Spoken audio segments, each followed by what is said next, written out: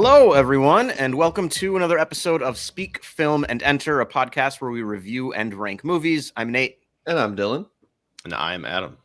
And today we are here as the rest of the internet is, or has been over the past week or so, celebrating and discussing Spider-Man Across the Spider-Verse, sequel to the 2018 Best Animated Feature winner, Spider-Man Into the Spider-Verse.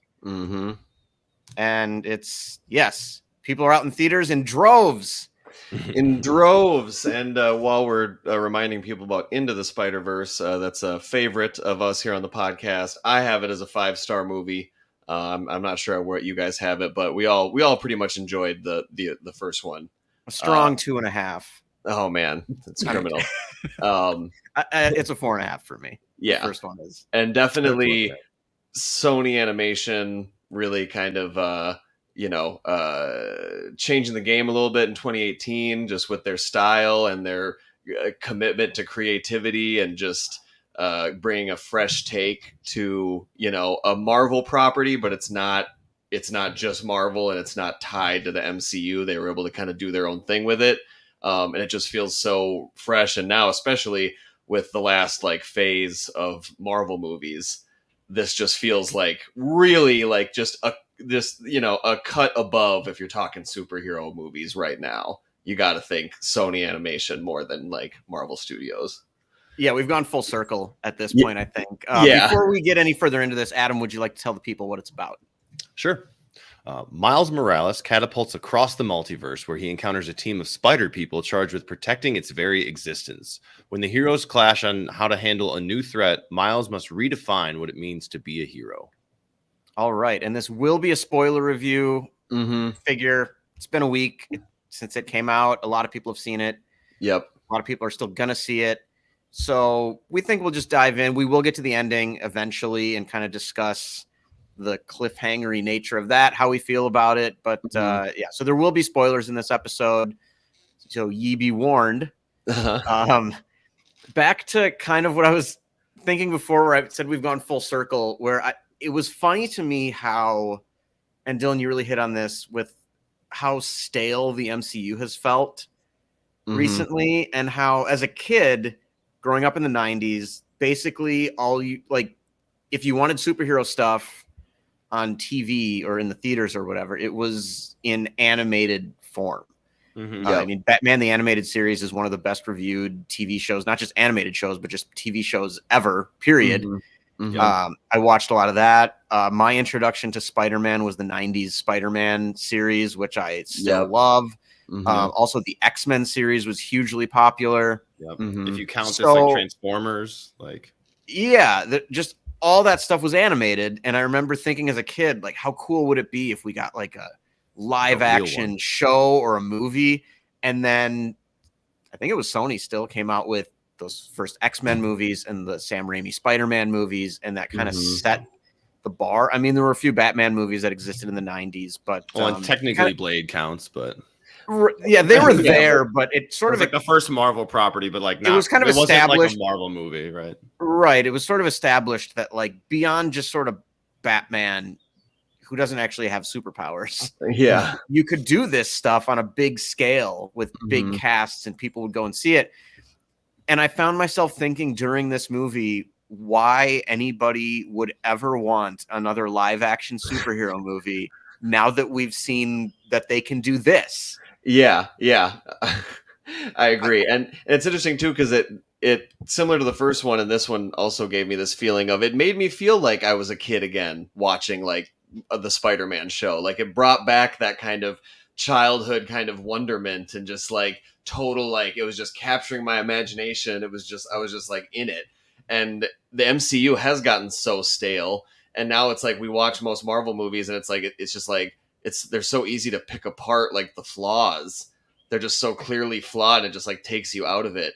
I don't feel immersed in them like I used to. And now, but this definitely gave me that feeling. Yeah, I think that's the benefit to animation, because you can build worlds that you can't build in anything else. When you're rooted in reality, all the Marvel stuff currently is, you're stuck with only so much that you can do. When CGI has to come into play to build the world that you want, animation can do all of that without and can suspend your disbelief without having to worry about like rules of the movie and making sure it follows this and that and making sure everything lines up perfectly. There's flaws in every single one of these, but like they're hidden so much more effectively in Spider-Verse and or I in feel animated like movies. I feel like what when like to your point, Nate, before all the MCU and everything, I think what someone would have said is a live action version of these would be great because when you get real humans on screen, you can really nail those emotional scenes, right? You can really like we'll actually Yeah. feel the characters, we'll feel the humanity more. And like that was true, but now like Sony Animation, like they, in my opinion, they nail the heavy scenes.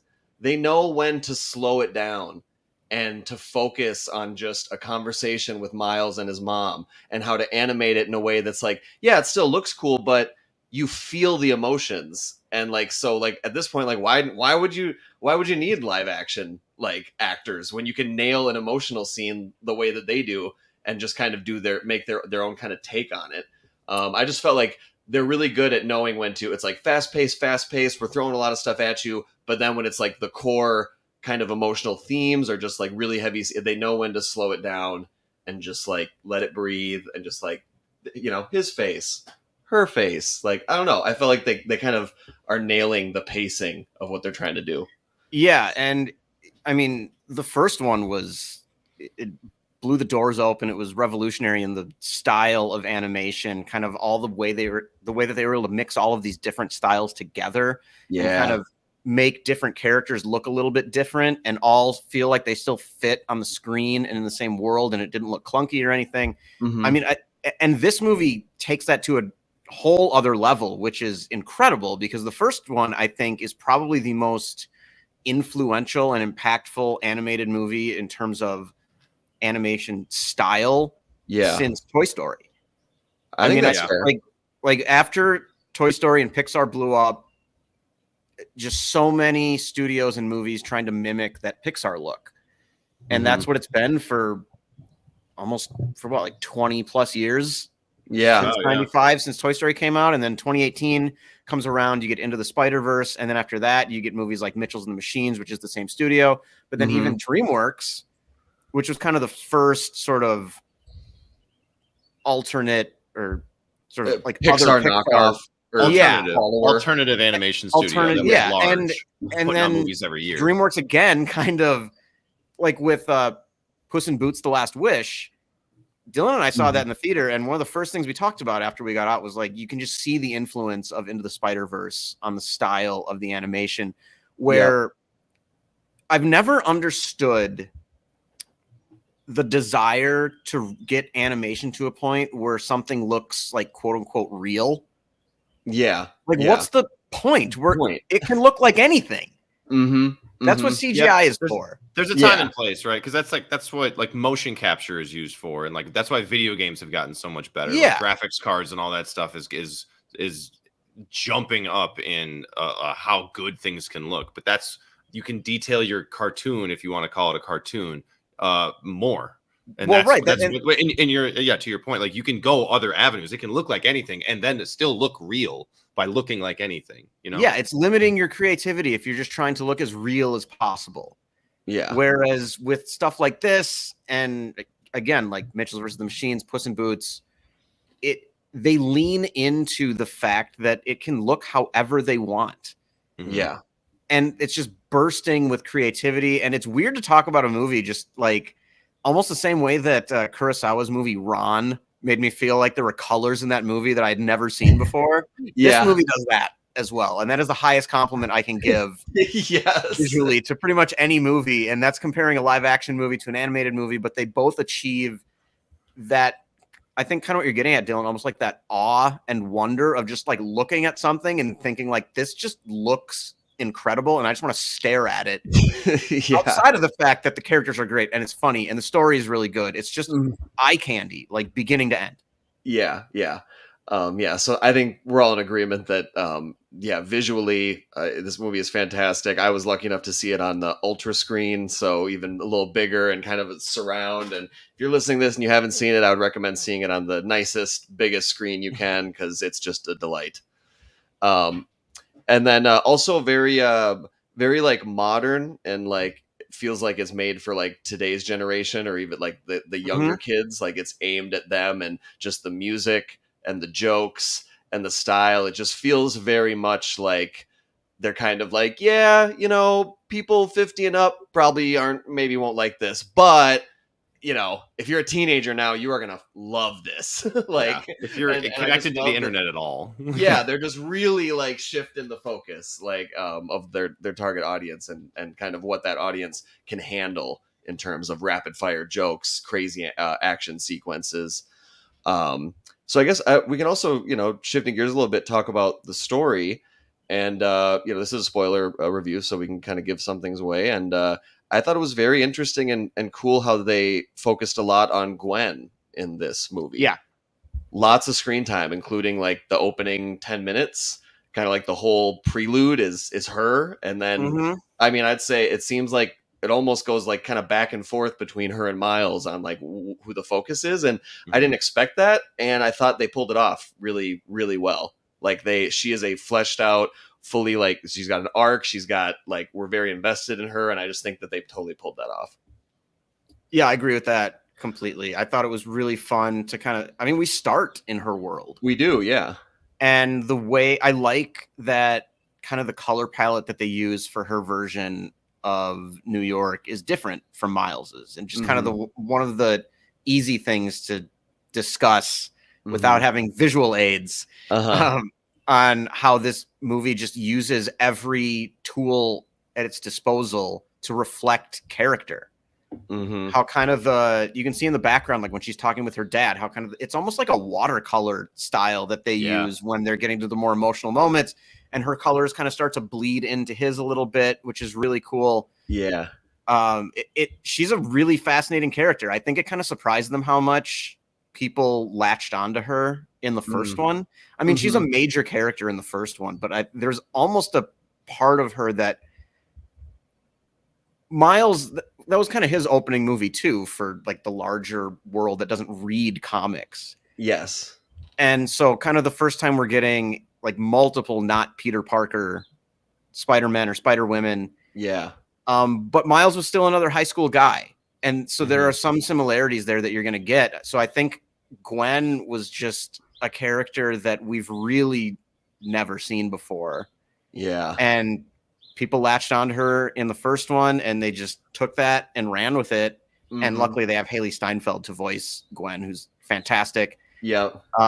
It was cool to kind of how they mirror how they're feeling basically the same, and how isolated that they feel. And that just leans into the metaphor of the first movie again, where, yeah, we don't all have superpowers, but a lot of, like, everybody does. And especially when you're a teenager, you can feel isolated for whatever thing you have going on in your life.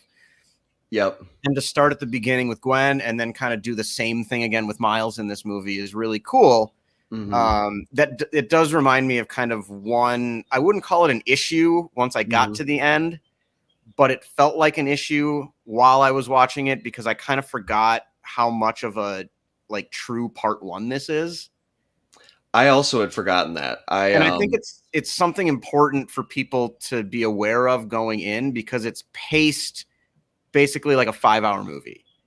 Yeah, I didn't know it was a part one going into it. Again, I don't follow a lot of the news just so I can watch a movie without too much, else influencing my decision. So I didn't know, and it was feeling a little bit long towards the end, and I was like, man, we're really not getting back around to what I thought we were going to get around to.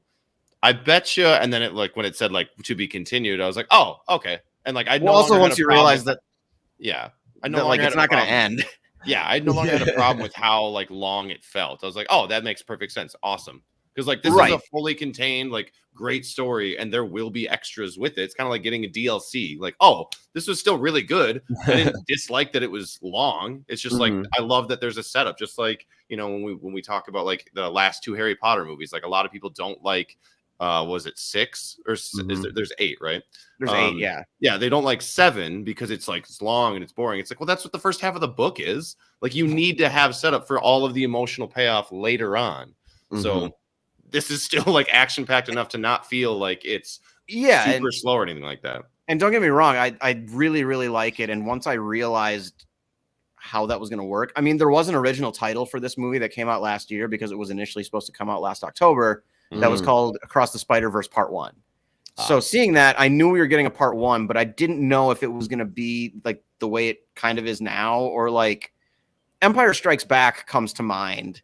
But that has like an actual sort of arc and an ending, and it wraps itself up, and it all contains itself within that same movie. Whereas Across the Spider-Verse here is usually you're expecting the story to kind of kick off like kind of the inciting incident end of Act 1, like 15 to 20 minutes into a movie. Yeah. That doesn't happen here until like the hour mark. Yeah. And that's where I kind of started to realize, I was like, oh, this is going to be like, it's the same, it's structured the same way. It's just stretched out way longer than we're used to. Yeah. So this isn't going to be just like a movie by itself, really, because as we kind of mentioned already, if you've seen this, which we hope you have, because this is a spoiler review, it ends on a huge cliffhanger, which I loved. And Dylan, that even like brought me back to how you mentioned it kind of felt like sort of a show, or like back to kind of the animated like feeling as a kid of like watching an animated series that you love when you're like 8 or 10 years old. Yep. And every once in a while they do these like 3 to 5 episode arcs. Yep. And they're just like cliffhanger after cliffhanger after cliffhanger. And the episodes don't normally end that way. So when they do, it just feels like big and epic. And you're just like, oh, this is going to be bigger than anything they've done before. And that's how I felt at the end of this movie. I think it's a great cliffhanger. It's just something people I think need to be, I mean, maybe not. I could be wrong in the reaction to that, just because people seem to be loving this movie to death. Yeah. But it was just one area that I noticed that I thought, like, if you thought this was just going to end, you're going to spend the first like 90 minutes of a 2-hour and 20-minute movie kind of feeling like, are they going to wrap this up in time? When is, or it feels like, or how kick it off at all. Yeah. How short is that Act 3 going to be? Right? Yeah, I should have. I should have known going into it that it was going to be like Part 1, but I guess I wasn't sure, and I hadn't really thought about it that way. And so similar to you, I kind of realized about halfway through, or maybe 3/4 through, when I was looking at the clock, and I was like, there's no way that they're going to finish this. And I was like, okay, like it has to be a setup. And I realized that like 3/4 of the way through. And then I was able to be like, okay, so how are they going to end this? And then I agree. I thought the cliffhanger was great. It left me like, I left the theater kind of like exhilarated. Like I was like, my God, that was epic. Like, I can't wait to see where this goes. Like, and it was interesting too, because, it was like towards the end, I was loving it. Towards the end, I started to get a little fatigued just with the multiple Spider-Men and the different universes, and particularly when he grabs when he has his daring escape, and you think that he's going back to his own universe, and then you realize that he is not. For a second, I was like, oh man, like I'm a little tired of the whole I kind of actually would have liked for him to just, because like I'm a little exhausted. But then 10 minutes later, boom, epic cliffhanger, and I was like, okay, there was a reason, and I kind of felt better about it. Well, and they knew when to like cut it. They're like, we know you're getting a little tired. Guess what? I did start to feel the length, like with 20 minutes left, but they ended on an exclamation mark. Yeah, there were a couple action sequences in this movie that I felt were longer than they needed to be. The opening one with Gwen and what's his name? Oscar Isaacs, and the Vulture, and Oscar Isaac's character, Miguel O'Hara, and Issa Rae's character Spider. Like that just felt to me like it was really just kind of spinning it like without moving for a little while. Yeah, because I kind of felt like I know where it was going to go, and like at the end of it, when she has her confrontation with her dad, like that's the meat that we wanted to get to. Right. We could have gotten there a little quicker. And then the one where he's being chased by all the other versions of the Spider-Men just felt a little bit long, but a little long to me. And so I feel like those could have been tight. These are small issues, though. I mean, I just kind of felt like a couple action sequences could have been tightened up a little bit. But I mean, I think this is we're kind of already getting into it. I think this is as good a time as any to just get into the ending. Yeah. I was honestly like not loving this at a certain point. Mm-hmm. And there was a moment when they start talking about how like kind of the canon and how it can't be broken and how like canon that's what the events. problem is. Yep. And I thought the movie was kind of going one way with that. And I started to think like, God, is this just like the most overrated movie ever? Yeah. Like I really didn't. Because you thought, what's the didn't like direction where you thought it was going to go? What was that? Like, yeah, what's the direction you thought it was going to go? When they're I telling thought it was him, going to be like you have to Miles let is your dad- wrong. you have to let your dad die because it's a canon event, and if you don't, It it'll was- destroy everything. It just kind of felt a little confusing, and it felt Mhm. like the movie was trying to justify the attitude of like Spider-Man 2099 and like that whole cabal Yeah. of yeah, Spider-Man. Yeah. And it felt that way for just like a few minutes. And I was just like, oh God, is this really what this is going to be? Mm-hmm. And then they didn't do that at all. They totally flip it and kind of make you realize shortly after that they're all wrong. And like the whole point of this movie Mm-hmm. is to kind of almost take a middle finger to people who think that there is only kind of one version of how these stories can go and how they need to hit the exact same beats Mhm. over and over and over. And we see that in all kinds of things. Like you even mentioned, Dylan, like it's a smaller thing and the story is kind of the same, but like the casting a black woman to play Ariel Yeah. is another one of those things where it's just constant. Like we constantly see this issue from a certain part of the fan base and sort of comic book culture that doesn't like when kind of anything is changed, which is strange because they want more content and more movies all the time, but they want them to just kind of be the same thing over and over and over again. But if it's And the same, they'll that's- just bitch about it being the same thing 100 times, like we do Yeah, with Marvel. and- And that's what this movie takes head on and ends up being about. And it's so smart. And I love what they did with it and the direction that it's going. Now they still have a whole other part too to Yeah. kind of Gotta stick the landing, guys. yes, exactly, to stick the landing. But I love the setup for it, and I felt so much better about this movie once it was sort of revealed after that initial sort of like messy explanation by Oscar Isaac. by Miguel Morales. Is that his name? Miguel O'Hara. Miguel O'Hara. I knew Morales was wrong. By And Miguel something's O'Hara. up with him too. There's more to Well, him than we're. I mean, he sort of turns into like villain number 2, or maybe Mhm. even number 1 at Oh, the end of the movie. that's the other thing is I love the dynamic of he becomes villain number 1, but we have the Spot who is Yes. like who starts as villain of the week and then grows to like ultimate nemesis, which I didn't see coming, and I thought they pulled off really well. I love the Spot so much. Jason Schwartzman deserves some kind of award for how funny he is in this movie and how well he plays this character who's sort of like frustrated and goofy and incompetent at the Mhm. beginning. Like insanely smart. Yeah, and then transforms in a believable way Yep. into this just like vengeful super villain. supervillain once he kind of realizes his powers and what he's capable of doing. I thought that was just handled really, really well. And the opening fight sequence, like when we're introduced to the Spot and that fight sequence in the bodega with him and Miles is so funny. It Yeah. basically made up for there being no Spider Noir in this movie for me. I know, right? Yeah. Because I was Yeah. disappointed that he did not come back. Although we do see him and Spider Ham and all the kind of the gang from the first movie that weren't in this one, like when Gwen's the putting end. squad together at the end, which I really like and made me even more excited.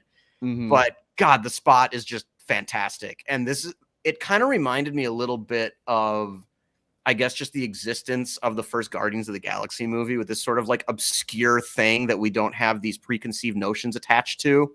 Yeah. And then you can just kind of let it be its thing, which Mhm. is interesting that they have a character like that being the villain in a movie where the whole point is basically about how like we don't have to stick to the script here. Yeah. Yeah. Yeah. Like, And- it's like they're holding the Spot up to us saying like, you didn't know anything about this guy. Isn't he a great character? because Mhm. we You're like, just no, let- but Spider-Man's the snarky one. Like, Right, yeah.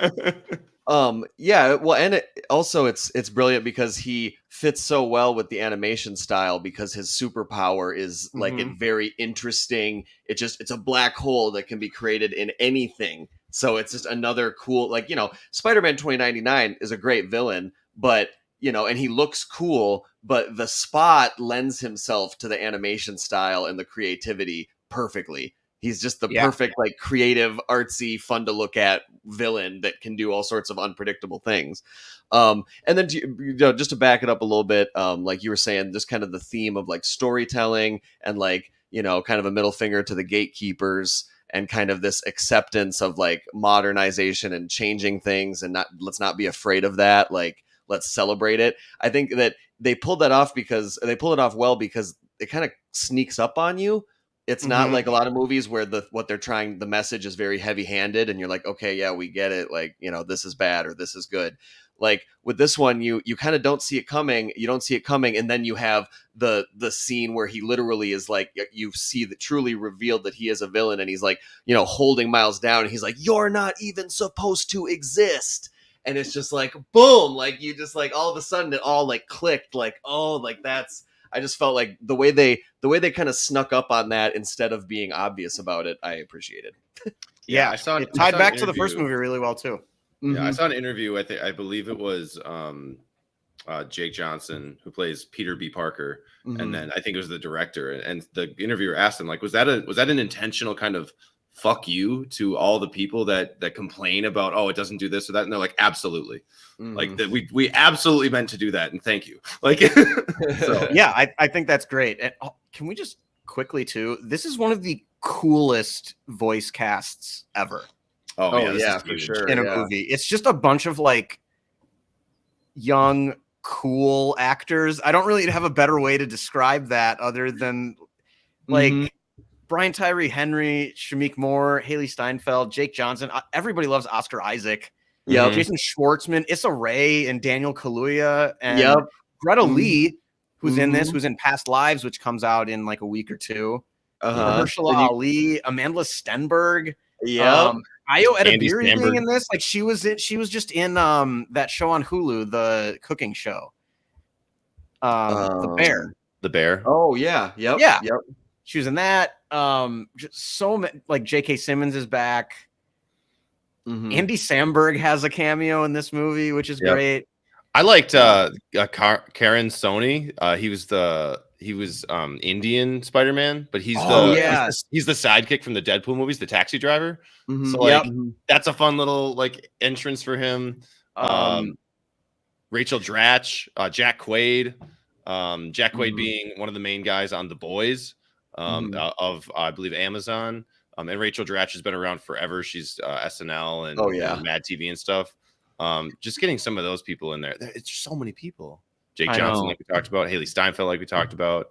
Like there is a cameo. Well, I guess I don't. It's a spoiler review, so who doesn't care? But like having J. Jonah Jameson played by. Played by J.K. Simmons again. Thank you. I was like, there's like, Jay. oh my God. How am I missing this? Classic. I can see his face. Yeah. Oh, you can hear his voice. Like, I can feel his presence. No, I thought that was a neat little touch. Just a few times sprinkling in some like images of the old Sam Raimi movies. Not like focusing on it too much, but just, when they're talking about the verses, here goes this one scene from that. I'm glad that they didn't lean into that, but I didn't mind that popping up because every other thing, we got old comic book style, we got all the other styles are popping in. So it felt like there was a nod to like every famous version of Spider-Man that's been like theatrically released, which I love. Yeah, I get it. The part that you guys talked about not liking in No Way Home was the fact that that's all they leaned on was the nostalgia of the other two versions. Amazing Spider-Man with Andrew Garfield and Tobey Maguire's Spider-Man, and there's so much of that obviously because they're in the movie. This I like that. It's here. It is now. It's gone. Here's another one. Now it's gone. You know what I mean? It doesn't feel better. It doesn't sit in there for so long, and that doesn't bother me as a fan. That's I think what a lot of people love. They're like, oh, you did understand that there is other stuff to draw from, and that's what it's coming from, and that's where that's what came before. But now we're doing our own thing, And that's what that's what all we've been talking about is you're allowed to do those types of things, but it's nice to have a little homage of this is what came before me, but now I'm changing it for my own benefit. Yeah, I personally could have done without any of the live action little cameos. I kind of would have liked this to just sort of, I don't know. It makes me worried a little bit, even if it's a very small thing, that Sony's just getting a little more like that. This franchise might get a little more producer heavy. Yeah. And you know, and sort of like. I don't know. We'll see how it goes. I really didn't like the one live action cut I did not like is when it went to like the bodega that's like from Venom with like the Asian lady. Like that felt completely like, okay, no one even really likes those movies. Oh, see, I didn't even get that one. I was like, I didn't either, but I've really something, but I don't know what, and now I don't really care. So didn't bother me. But and then I guess any other last thoughts? One thing I wanted to mention is when I saw it, there was a guy dressed in full Spidey garb, and I didn't realize it at the time, but he was dressed as Hobie, the punk. So he had the mohawk and the patches, and so then I liked Hobie. I thought that he was a good little dose of anarchy. You know, they don't focus on him too much. They're just like, hey, look at this guy. He's pretty cool, right? And he doesn't give a fuck. And then, like, that's just enough. It does matter. Like, he comes back as being important at the end of the movie, which in a perfect kind of way. And he's animated in a really cool way, kind of like those old, like, 90s sort of punk zines. Yeah. Almost. Like, I thought that was really cool. And yeah, Adam, back to your point, kind of on the Spider-Man India. I loved that world. Yeah, that was really cool. That was, he was animated, like his movements were different. I loved how he looked cool too. They gave everyone their own style and their own like special, you know, the logo was different, and how he like jumped, or the way he like grabbed himself, and the way his like web was all different and cool. And then I can't remember her name, but the Peter B. Parker's daughter. Oh yeah, the baby. Oh yeah, I don't know. Oh my god, that amazing. I love that. Did you take our baby into a battle again? No. Absolutely. No, of course not. I would never do that. There is one cameo I will not spoil, but I think it was my favorite one of the entire movie. And it's maybe like 6 or 7 seconds, and the person has a line, and it's a live action person, and I was like, I know who you're talking about. Thank you so much for putting that in, because I mean, this is a spoiler review. You can, I know, but like that, I suppose when they throw in Donald Glover as Spider, like when he's sitting in that cage, I looked at my buddies and was like, fuck yeah, like thank you so much for putting that in there, because that's what the internet exploded about when they're like, yeah, Spider-Man can be black, and then he has a song about Logic. He's in there because in Homecoming he plays Uncle Aaron. Yeah, but like that's who his character is. I love that they did all that, like, because they finally recognized, like, yeah, the internet wanted this, so like let's just make it happen. Like, all right. Anything else you guys wanted to touch on, or just? I don't think so. Get to the stars. Go to the stars. All right. We'll be right back with our star ratings.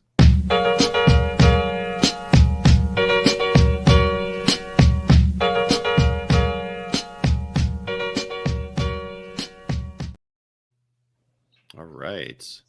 Okay. I'll go first. Okay. Adam's going first. I'm gonna go first. You got this? Yeah, I got it. Okay. I'm going with a 4.5.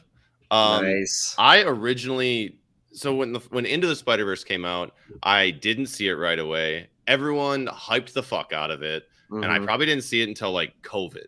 So it was like 2 years later, and I was like, all right, this is supposed to be like the best anime movie like of all time, basically. Like, people are loving it. The animation's super cool, whatever. And I watched, and I was like, all right, that was really good. I didn't like shock me and blow me away, but that's because I'd been hearing about it for fucking 3 years at that point. 2 or 3 years. And then I went back and rewatched. I was like, all right, this is better than I thought it was. I liked that there was all the different stuff. And then I watched this without, any other information besides, it's the next one. And absolutely loved it. I thought the animation, like that we talked about, the blending of where some of it looked like watercolors and some of it was more like hard and fast, and this specific style had to fit here. The Etch-a-Sketch, or we're adding in anime. Anime people, live action people. Every Spider-Man has their own design Aesthetic. and version and aesthetic, then they Mhm. seamlessly blend all those things to make it work, which is why you don't have to pay attention to what the background looks like all the time. That's why some of that can be less defined, and because you're focusing on the characters and focusing on which makes them unique. And then when they are in a new universe, the background does change a little bit and you can notice it, but it's not always the focal point. Which I think can be such a big problem with multiverse movies, which we've had Doctor Strange and everything else like that. You focus too much on like, oh, well, where are they now? Let's make sure we know it's not this one and it's that one and it's all that other stuff. I really thought that the animation in this was cool. I thought the portals were dope. I thought a lot of the when an action sequence would happen, let's say when Spot gets his like ultra power, like that was super fucking cool. Hell yeah. There's just so much to look at, and there's so much good story here that it's hard to not be amazed by it. So For 4.5. Yeah. I'll go next. Like I mentioned, the first one for me, I loved it right away, and after like the third viewing, I bumped it up to a 5, and I think it's probably my favorite Spider-Man movie of all time. So this one had a lot to live up to. I walked out of the theater feeling like it really was not a step down, like it's certainly not a significant step down. I thought it was just as good as the first one. For now, I'm going to give it a 4.5 because I don't like to jump straight to a 5. But like, I left the theater feeling pumped. I was like, that was so fun. That was so entertaining. I was blown away with the visuals. They knew how to end it on a legit cliffhanger. I mean, it's been a while since I didn't see a cliffhanger coming really at all, like going into a movie. Like that just felt like one of the better like cliffhangers I've experienced in the movie theater in a long time. And I just really loved it. So I've been recommending it to everybody. Strong 4.5. If I get the chance to go see it again, I definitely will. And I could see it creeping up to a 5. Mostly the only thing holding it back is just that kind of when there's about 30 to 20 minutes left and they're really getting into the Spider-Verse concept, and it just feels like it gets a little bit over its skis, and at this point you're kind of fatigued as a viewer, so you're like, all right, where is it going? There's just a little moment in there that isn't perfection, but so much of it is just fantastic. I can't wait to see it again. So 4.5, loved it. Going just very slightly lower than the two of you. I'm giving this a 4. Boo! You're wrong, Nathan. You're wrong. Okay, Spider-Man 2099. Yeah. It's great. It's the best movie of the year so far. It's for sure. stunning to look at. And I mean, like I mentioned, just I don't love the live action cameos. But other than that, really, I mean, I didn't feel super comfortable going up to a 4.5, knowing that it's like I still need to see part 2. This could go up depending on how well they actually land this plane. And if it all ties to, if we feel like it Right. all ties together. Wouldn't that be wouldn't that remark better on part 2 than part 1? Like, because this is over, like give it what it is, right? I mean, it's setting up a bunch. Like, there's a lot of exposition here. It's setting up like a whole big thing. If that doesn't land, then this isn't going to be as interesting to rewatch. But if they do land it, and it's like they land it to a point where you think, oh man, I kind of want to go back and watch the second one now. Absolutely. Like, then it's like, okay, now it's enriching. It's every rewatch is something new. But yeah, it's ending on a cliffhanger. It's tying itself to that next movie for sure. And so, but luckily, I think we're supposed to get that next March. I'm so excited. It comes out next year, next calendar year. Yeah. Sweet. So yeah, 4.5 from Adam and Dylan, a 4 for myself. Love all around here for Spider-Man Across the Spider-Verse. Hell yeah. It's been I was very excited to talk about this movie. And then I guess what's next for the docket? I guess we're not sure at this point. No idea. Maybe a movie club.